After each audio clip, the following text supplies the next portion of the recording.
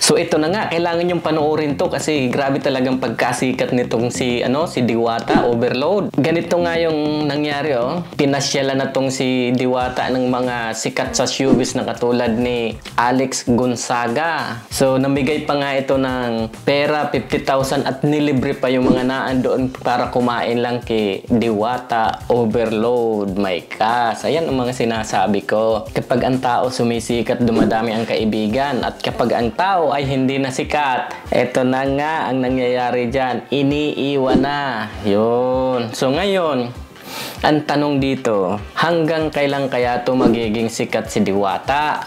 Dahil maraming nangingialam kuno at maraming gusto magpasara ng kanyang negosyo. So, napakasakit tanggapin, napakasakit ng pangyayari dahil ilang beses na nga siyang inilipat ng lugar. Kapag sikat ka nga, syempre, lagi kang dudumugin. Ito na nga yung kasabihan niya na ang dating binubugbog ngayon ay dinudumog. Yun, totoo yun. Kahit nga mga sikat pa, dinudumog na. Kaya ngayon, ito, ang katotohanan nito is ganito yon. Si Diwata yung sikat, pero yung mga content creator ang kumikita sa kanya. Lalong-lalo na to si Alvin TV. My gosh, million ang views nito. Billion. Baka abutin pa nga ng billion So, ganito nangyari. Itong si Alvin TV, aywan ko kung nag-aabot man lang to kay Diwata. Kasi parang si Diwata na lang ang nagagamit lagi kasi siya yung sikat Itong si Alvin TV, ang views niya is napakarami at talagang ang views niya is dinudumog din talaga kasi nandun si Diwata. Yun, si Diwata lahat ang kanyang content. So, napakasikat kasi ni Diwata. Kaya yun, si Alvin TV ang kumikita. Isipin mo yung isang video niya siguro kumikita ng $2,000 to $3,000. Yan lang. Grabe, no? So, sana naman medyo kahit padulasan niya man lang konti si Diwata, di ba? Para mas masaya naman ang lahat. Kaya ito, binabanatan siya ngayon Makagago. Ayan, kung hindi nyo kilala tong si Makagago, ito nga pala ay isang vlogger na talaga namang napakasikat at nakailang beses na tumbalik kay Tulfo. Yun ang masasabi ko sa inyo. Pero talagang masasabi ko, ito si Makagago ay isa talaga tong matapang na lalaki. Kahit sino, wala tong sinasanto, binabanatan ito. Kaya pag napanood to ni Makagagong vlog ko na to, babanatan ako na ito Balik nga tayo kay Diwata. Itong si Diwata, siyempre, sumikat talaga to ng todo dahil sa alam natin kung ano to, kung saan siya nagmula. Isipin mo, nagmula siya doon sa tulay lamang. Tapos nagtinda-tinda siya ng kung ano-ano sa kanto-kanto. Kumita siya ng paunti-unti. Habang nagtitinda-tinda siya doon, nagbablog siya. So doon nag-umpisa yung buhay niya para sumikat.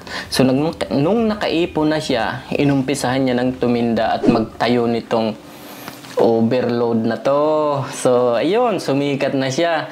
Nung araw, ini-snub lang to ng mga bigating tao, ng mga vlogger, na kung sino-sino.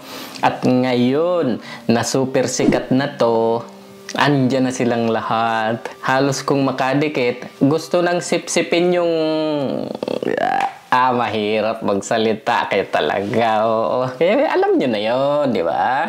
Ang katotohanan talaga, kapag sikat ka, marami kang kaibigan. At ito naman si Diwata, talagang napakagaling to. Kaya kung maririnig nyo lang tong banat ni Makagago, talaga naman, ang sarap pakinggan. Tumbok na tumbok niya yung mga katotohanan. Para sa akin ang gusto ko, maging patas lang tayong lahat. Maging patas tayong lahat. Kung saan kayo kumikita, alam natin hindi pa to milyonaryo at hindi pa to mayaman si Diwata. Kayo, kumikita na kayo ng husto, mga vlogger chance na laging nakadikit kay Diwata. Dapat alam nyo na yung gagawin nyo. Abutan nyo naman to. Kung halimbawa, kumita man lang kayo ng 100,000 pesos, siguro kahit abutan mo naman ng konti yan, hindi na masama sa inyo kasi hindi naman kayo ang nagpapakahirap dyan. Si Diwata ang nagpasikat sa sarili niya. Mano namang abutan nyo ng kaunti itong si Diwata. Kahit alam natin kumikita to, pero siya ang sikat. Kayo ay nakikidikit lamang. So, mag-abot kayo. Siyempre, maging totoo naman tayo. Talaga naman. Ano bang pinagkakahirapan nyo dyan? Magpainit lang tsaka mag-video? Mag-edit mag-edit ng video. So, napakadali na nun. So, kumbaga, easy money kayo. Kung sino yung sikat, sino yung pinagkakakitaan nyo, magbigay naman kayo. Ito, magbigay kayo kung nakikita, napapanood nyo tong video ko. Kasi alam natin na hindi pa siya milyonaryo. Sikat pa lang siya. So, ibig sabihin nun, kung sa kahoy, hindi pa siya nakaugat. Abunuhan nyo ng konti para magkaugat siya. Ano man mangyari sa buhay niya, nakaugat na siya, hindi na siya babagsak, hindi mawawala yung content nyo. Ay, lumingon ba sa pinanggalingan? Yun yung sinasabi ko. Kumikita kayo ng malaki, maging totoong tao lang tayo. Alam natin yan, di ba? Maging totoo lang tayo. Yan yung sinasabi ko sa inyo. Pag napanood nyo itong vlog ko, baka banatan nyo ako.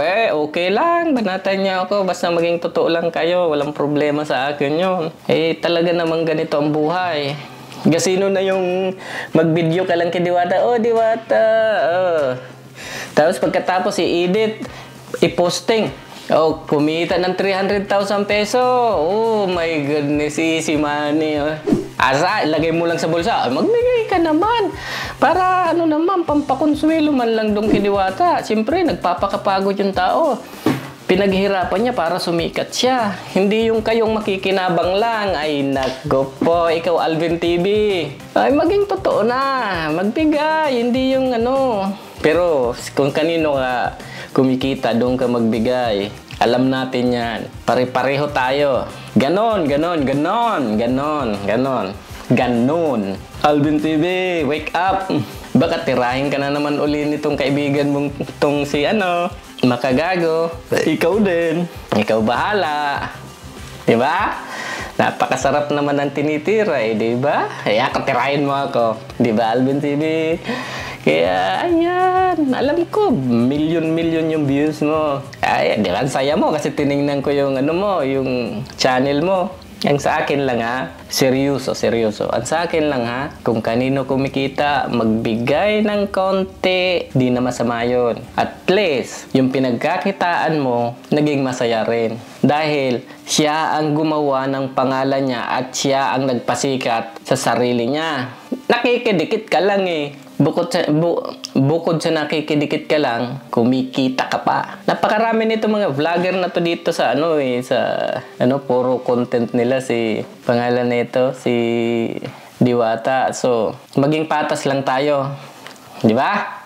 Ayan, maging patas lang tayo. Hintay ko sagot mo. Kasi